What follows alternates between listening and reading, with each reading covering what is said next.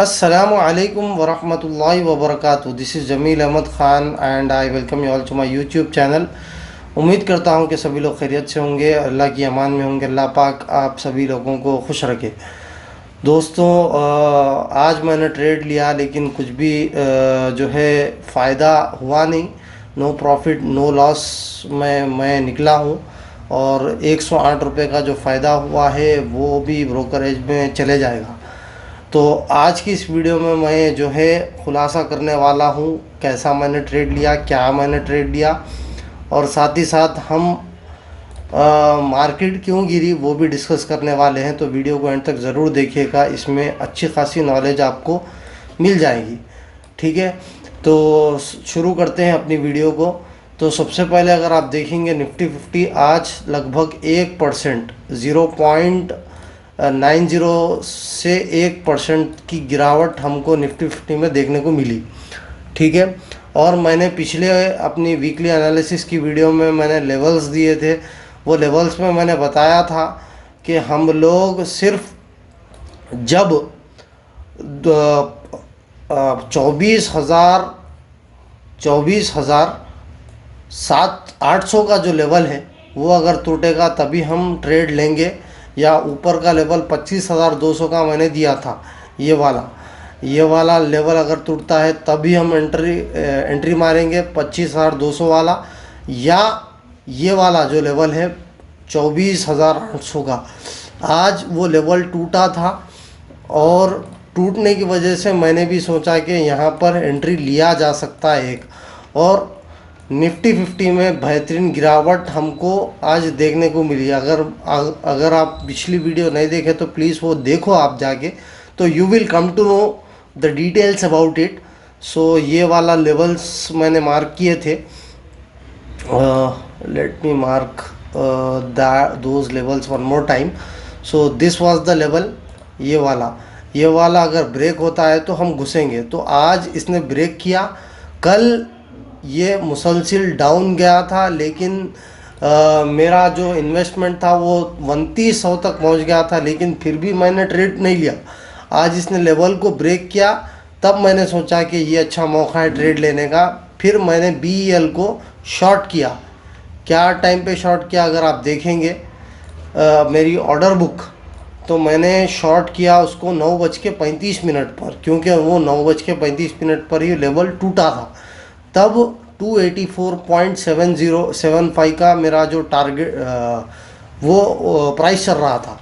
ये वाला मेरा प्राइस चल रहा था और मैंने टारगेट रखा था 280.10, जो कि अचीव नहीं हुआ। अगर आप BEL की चार्ट देखेंगे 15 मिनट का तो आपको क्लियरली पता चलेगा। ठीक है, this is the chart of BEL and I am going to go to 15-minute chart to show you। ठीक है, तो अगर आप 15 मिनट का चार्ट देखोगे तो इसने भी जो अपना जो 200 EMA है, 200 EMA को ब्रेक किया। 200 EMA को ब्रेक करने के बाद ये 282 तक गया, 282 तक गया, और मेरा जो टारगेट था 2 रुपये से रह गया था।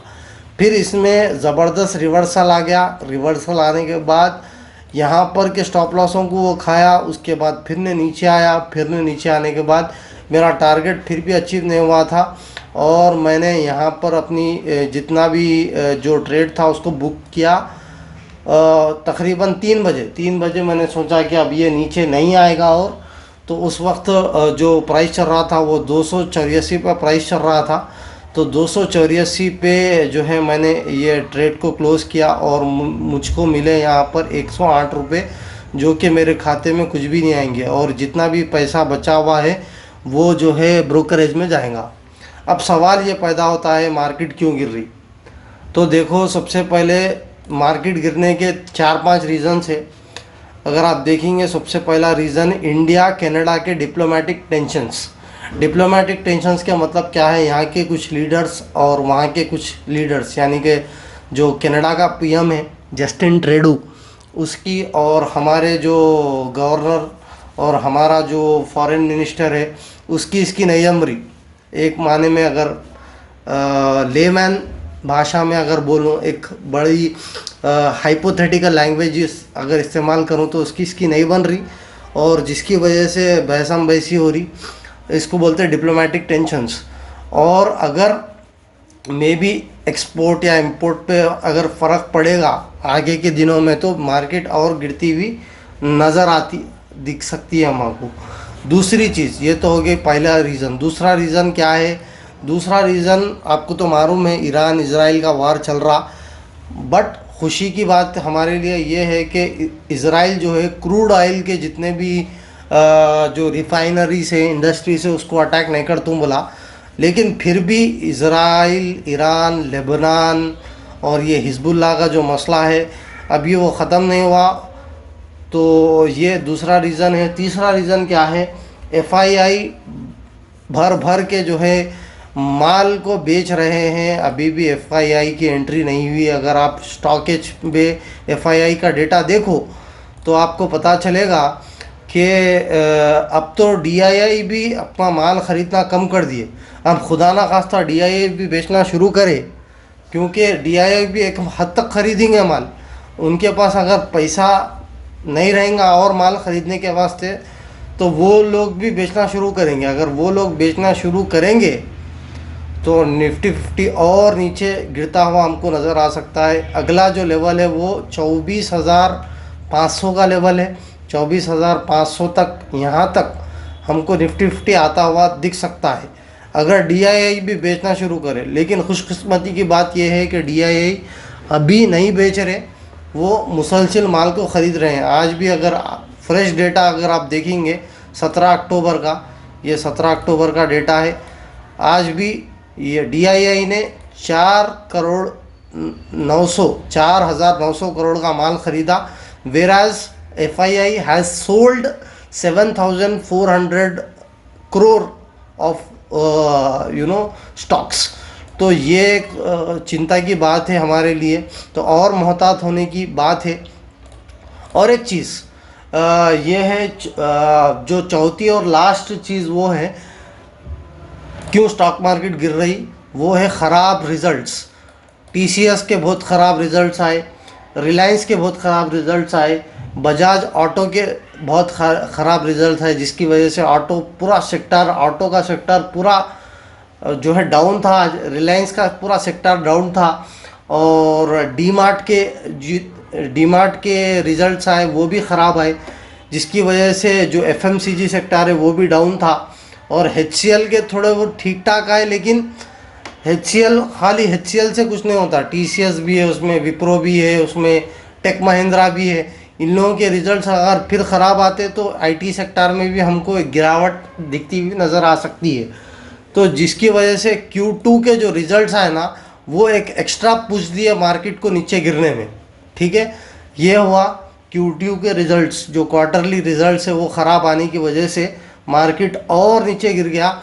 और साथ ही साथ जो दूसरे जो ग्लोबल टेंशन है, इजराइल ईरान का वार, अब तो नया इंडिया कनाडा का भी शुरू हो गया। तो ये सारी चीज़ें हैं जिसकी वजह से मार्केट गिर रहा। तो अब हमको क्या करना? जैसा मैंने लेवल्स ड्रॉ करके जो है मैं आज शॉर्ट किया, लेकिन मेरा ट्रेड जो है मेरे ख़िलाफ़ गया आज। अगर आप BEL को देखेंगे तो वो मेरे ख़िलाफ़ गया आज। लेकिन हमको जो है हमारी स्ट्रैटेजी पे जो है, मार्केट कभी भी जो है आपके फेवर में 100% जाएगा ये कोई भी नहीं बोल सकता, और जो है जाता भी नहीं हो। तो हमको कभी भी जो है हमारा प्लान भी हमारे साथ रहना, क्योंकि ऑलरेडी मेरे पास 1300 रुपये का प्रॉफिट हो चुका था। अगर ये ऊपर को भी चले जाता तो मैं उसको वैसे ही छोड़ देता था, और मेरा जो ओवरऑल प्रॉफिट होता था वो 1300 रुपये का था। लेकिन उसको मैंने ख़रीदा क्यों इसीलिए ख़रीदा कि ये जो स्टॉक है ना, वो आने वाले दिनों में 300, 320, 330 और 350 तक जा सकता, जब बुल रन चालू हो जाएगा निफ्टी 50 में। ठीक है, मैं आपको बता दूं कि बुल रन चालू हो जाएगा निफ्टी 50 में, तो सारे डिफेंस के और रेलवे के स्टॉक्स भागेंगे। डिफेंस के इस वास्ते भागेंगे क्योंकि वार का ज़माना चल रहा है, और वार जब भी होती है तो डिफेंस का जितना भी सेक्टर है वो भागता है। कई को भागता, क्योंकि जितने भी जो इक्विपमेंट्स है, जितने भी वेपन्स है, वो उसकी खरीदी होती, उसका लेन देन होता, उसका एक्सपोर्ट इंपोर्ट बढ़ जाता, जिसकी वजह से डिफेंस सेक्टर बहुत भागता। इसीलिए मैं BEL पे जो है अपना दाव लगा रहा हूँ और मुझे उम्मीद है कि ये जो है भागेगा आगे। इसीलिए जो है मैं इसको बाईबैक किया। अगर फ़र्ज़ करो ये ऊपर को चल जाता तो मैं इसको जाने देता, फिर जब भी ये नीचे आता तो हम फिर डिप पे ख़रीदते इसको, मगर इसको जाने ना देते और 1300 जो प्रॉफिट है वो बुक कर लेके घर को चल जाते। तो प्लान भी हमेशा रहना। आज जैसा मेरे पास जो है मार्केट मेरे ख़िलाफ़ गया, मेरे पास प्लान भी था, ठीक है, प्लान भी एग्जीक्यूट नहीं हुआ तो मैंने जो है कॉस्ट टू कॉस्ट में माल को वापस ख़रीद लिया। अब देखते हैं कल क्या होता। अगर जो है DII भी बेचे तो हम भी शॉर्ट करेंगे, और हमारा जो लेवल है अब 24,500 का लेवल है। 24,500 पे ये सपोर्ट लेता हुआ नज़र आ सकता है। अगर आप निफ्टी 50 पे जाओगे तो जो 24,500 का जो लेवल है, थोड़ा इसको मैं वो कर दूं, ये वाला जो लेवल है, ये इसको मैं हॉरिजॉन्टल लाइन से डिनोट करता हूँ। ये इसको पर्पल या ग्रीन लाइन, ये हमारा सपोर्ट लेवल हो सकता है। तो मे भी यहाँ से अगर ये सपोर्ट लेगा और घूम जाएगा तो हमारे लिए बहुत खुशी की बात है। अगर FII आ जाते हैं, FII जो है माल ख़रीदना चालू करते हैं तो जो है हमारे लिए अच्छी खबर है। लेकिन अगर ये लेवल को तोड़कर नीचे का रुख मोड़ता है तो 24,500 अगला लेवल है, जो हमारे लिए क्रूशियल लेवल साबित हो सकता है। और यहाँ पर हम डिसाइड कर सकते हैं कि हम को स्टॉक में रुकना है या शॉर्ट करना है या और पोजीशंस को ऐड करना है। तो ये स्ट्रैटेजी हमारी होना चाहिए। और साथ ही साथ ग्लोबल मार्केट्स पे नज़र, और जिस तरह मैंने पिछले वीकली एनालिसिस की वीडियो में बताया था उस पे नज़र हमारी रहना, ग्लोबल मार्केट्स और ग्लोबल न्यूज़ पे नज़र हमारी रहना। अगर आप दूसरे मार्केट्स को देखें, ग्लोबल मार्केट्स में यूएस की मार्केट मनी कंट्रोल में जाकर जो है, अब तो 8 बज रहे, यूएस की मार्केट खुल गई तो हमको एक्यूरेट डेटा नहीं मिलेगा। लेकिन अगर पिछला अगर आप देखेंगे ग्लोबल मार्केट अब इस वक्त क्या चल रही है देखते हैं। ये लोड हो रहा है, लेट इट गेट लोड।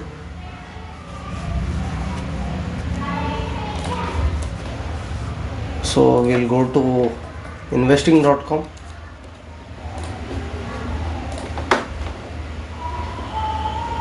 वो अभी भी लोड हो रहा है। तो यहाँ पर अगर मेजर इंडाइसेस में आप जाओगे तो आपको मोटा मोटी अंदाज़ा लग जाएगा कि ग्लोबल मार्केट में चल क्या रहा है। अरे यार,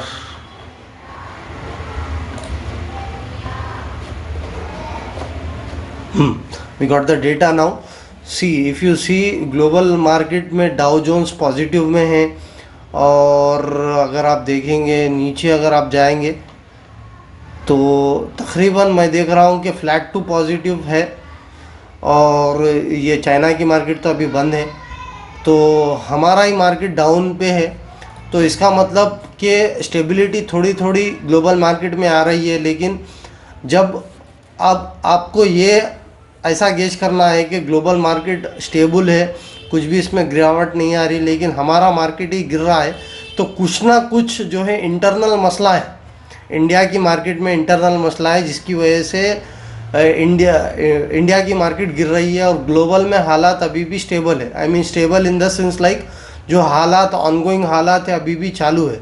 अगर वो भी अच्छे हो जाएंगे तो एक ज़बरदस्त अप मूव देखने को मिलेगा। और अगला जो टारगेट है हमारा 26,500 को भी जा सकता, ठीक है।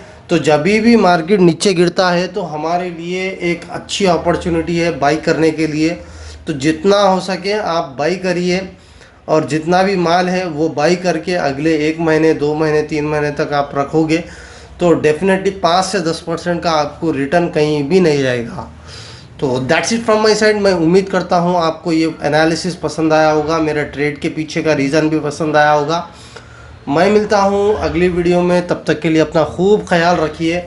अल्लाह हाफिज़। अस्सलामु अलैकुम वरहमतुल्लाहि वबरकातुहू।